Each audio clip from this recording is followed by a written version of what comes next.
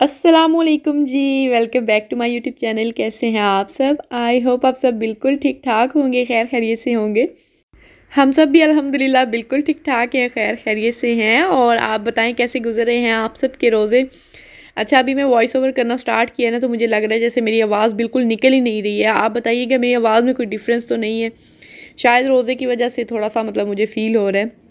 तो खैर अभी मैं जा रही हूँ यहाँ पर अज़लान साहब को लेने के लिए। आज उसकी एक्स्ट्रा एक्टिविटीज़ थी स्कूल के बाद, तो फिर उसको लेने के लिए मुझे जाना पड़ा। अभी बच्चों का तकरीबन जो है ना सेकंड सेमेस्टर ख़त्म होने वाला है। आई थिंक 2 दिन के बाद उनको छुट्टियाँ भी हो जाएंगी। यहाँ पर ईस्टर की छुट्टियाँ स्टार्ट होने वाली हैं, तो उससे पहले जो है ना सेकंड सेमेस्टर ख़त्म हो जाता है, रिज़ल्ट वगैरह जो है आउट हो जाता है।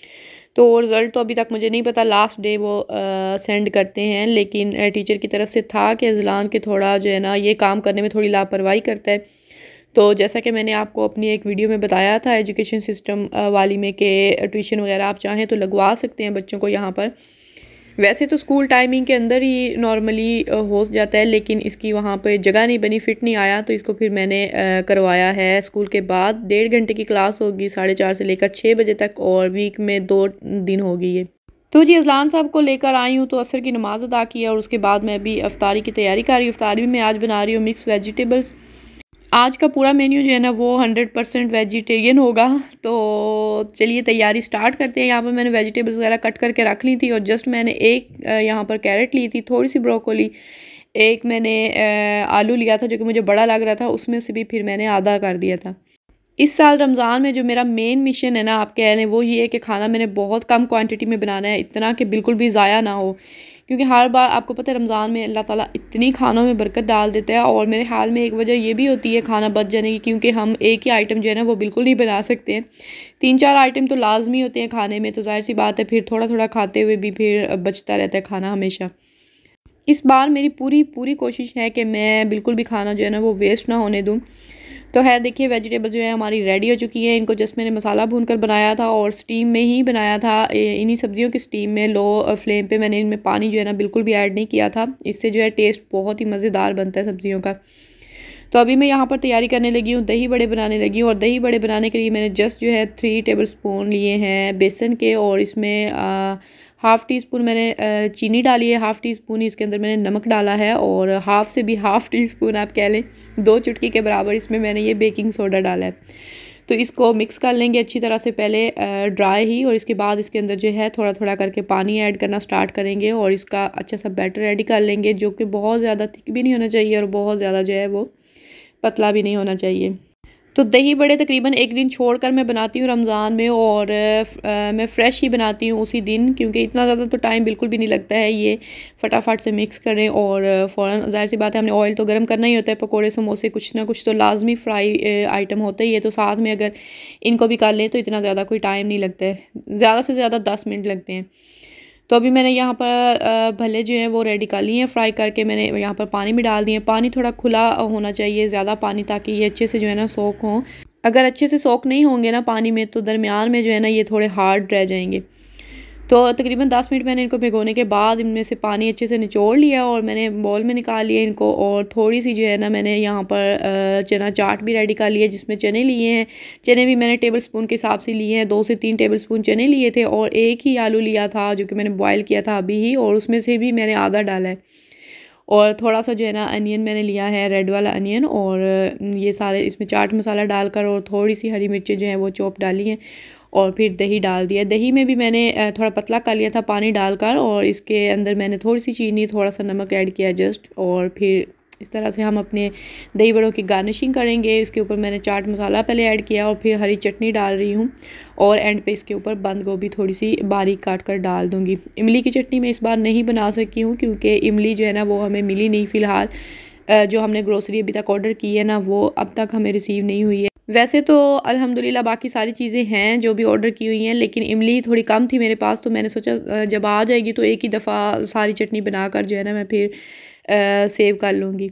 लेकिन कुछ पता नहीं कि कब तक मिलेगी। खैर अभी यहाँ पर मैं बनाने लगी हूँ आज बैंगन के पकोड़े, जो कि बहुत ही मज़ेदार रेडी होते हैं। आप अगर ये वाले बैंगन के पकोड़े बनाएंगे ना, तो आप वो जो ट्रेडिशनल हमारे पकोड़े हैं ना उनको भूल जाएंगे।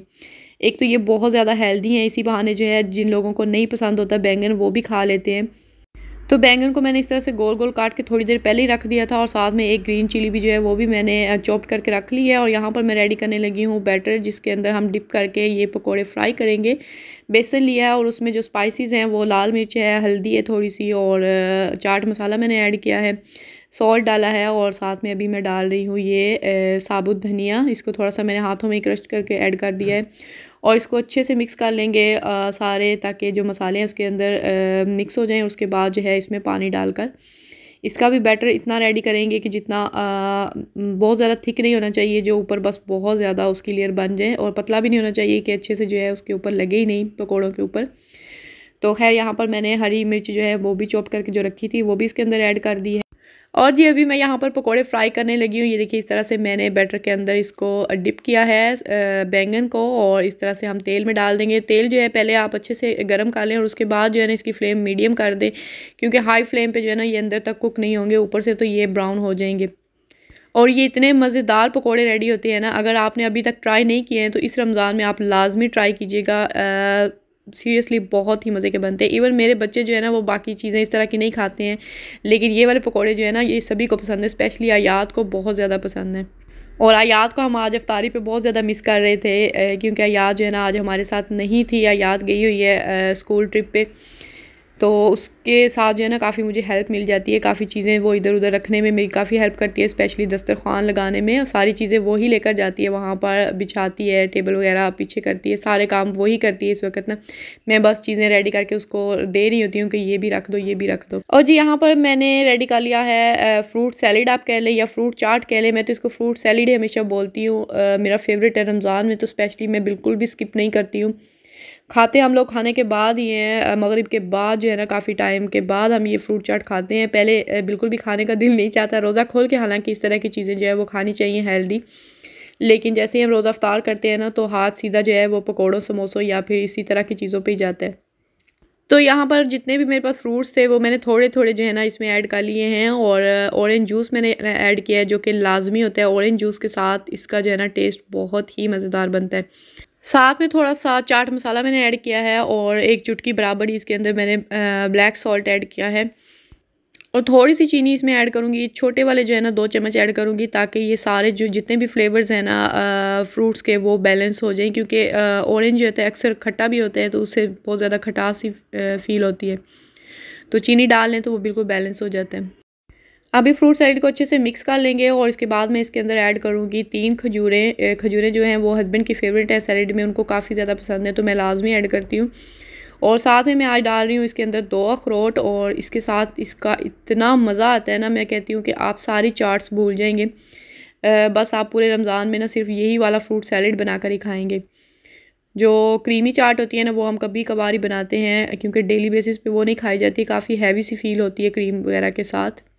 तो वो भी इंशाल्लाह जिस दिन मैं बनाऊंगी आप लोगों के साथ लाजमी शेयर करूंगी। और अभी यहाँ पर मैंने 2 अखरोट जो है वो खोल लिए हैं, और इसके हाथों से ही छोटे छोटे जो टुकड़े हैं ना करके इसके अंदर ऐड कर दूंगी। और जी ये हमारा मज़ेदार सा फ्रूट सैलेड जो है वो रेडी हो गया है। देखने में देखें किस कदर ये शानदार लग रहा है। तो जी अल्हम्दुलिल्लाह सारी इफ्तारी ऑलमोस्ट रेडी हो चुकी है, और पकौड़ों वाली जो वॉक थी वो मैंने दूसरे स्टोव पे शिफ्ट कर दी है, और यहाँ पर अभी मैं बनाने लगी हूँ नान मैं वही डो से बना रही हूँ जो मैंने कल पिज़्ज़ा के लिए बनाया था ना, तो उसमें से थोड़ा सा बच गया था, उसके साथ छोटे छोटे से जो है ना 2 नान बन गए थे, तो वही बना रही हूँ वेजिटेबल्स के साथ, बहुत ही मज़ेदार लगते हैं। तो जी ये हमारा दस्तरखान जो है वो रेडी हो चुका है, और दस्तरखान आज मैंने अज़लान से लगवाया था। मैंने उसको बोला था कि सारी चीज़ें वही रखें, मैंने टेबल पे सारी चीज़ें पहले से रेडी करके रख दी थी, तो वो सारी चीज़ें जो है ना फिर उसने इधर शिफ्ट की हैं। तो ये भी जो जामे शीनी वाला मिल्क है ना ये मैं बना रही हूँ लराइब के लिए, उसको काफ़ी मज़े का लगता है। हम लोग अभी अवॉइड कर रहे हैं क्योंकि मौसम काफ़ी ज़्यादा ठंडा है, तो बीमार नहीं होना चाहते दोबारा से, लेकिन उसको काफ़ी ज़्यादा पसंद है, तो फिर मैं उसके लिए बना देती हूँ। और इफ्तार के वक्त जो है ना कोशिश किया करें कि 5 मिनट लाजमी आप पहले हर चीज़, क्योंकि ये वाला टाइम जो होता है ना ये बहुत ज़्यादा कीमती होता है। इस वक्त आप जो भी दुआ मांगते हैं ना अल्लाह ताला उसको कबूल करता है, और ये एक बहुत ही खूबसूरत सा मोमेंट होता है जब पूरी फैमिली एक जगह पर बैठकर खाने का इंतज़ार कर रही होती है और दुआ मांग रही होती है। पहले बच्चे जो है ना हमारे, अगर उन्होंने खाना खा भी लिया हो ना पहले, तो हम उनको साथ लाजमी बिठाते हैं और बोलते हैं कि कम से कम जो है वो बैठकर दुआ मांगें। और दुआ मांगने के बाद थोड़ा बहुत जो है वो फिर खा भी लेते हैं। स्पेशली लराइब जो है वो खाने के मामले में बहुत ज़्यादा कंजूस है, कुछ भी खाती पीती नहीं, लेकिन रमज़ान जब से स्टार्ट हुआ है ना माशाल्लाह, तो उसको मैं लाजमी साथ बिठाती हूँ, तो कुछ ना कुछ जो है ना वो खा ही लेती है।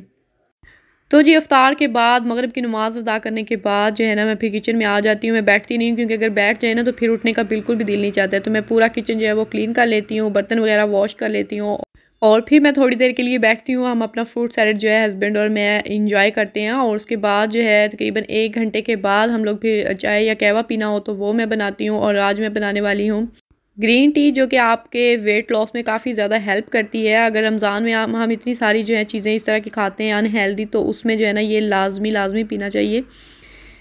इस वक्त दिल तो चाह रहा होता है चाय पीने का, लेकिन ज़बरदस्ती जो है ना मैं कहवा बनाती हूँ। एक दिन मैं कहवा बनाती हूँ और एक दिन मैं चाय बनाती हूँ।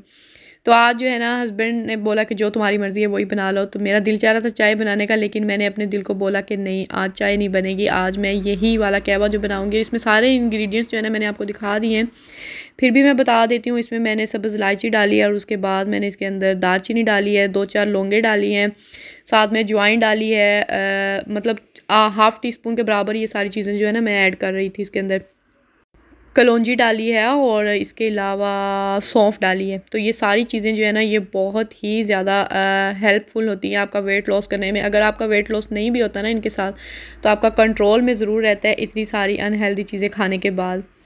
तो जी यहीं तक था आज का व्लॉग भी। आई होप आप लोगों को वीडियो अच्छी लगी होगी। अगर अच्छी लगी है तो लाइक करना बिल्कुल भी मत भूलिएगा और चैनल को सब्सक्राइब नहीं किया हुआ अब तक तो प्लीज़ चैनल को सब्सक्राइब कर लीजिएगा।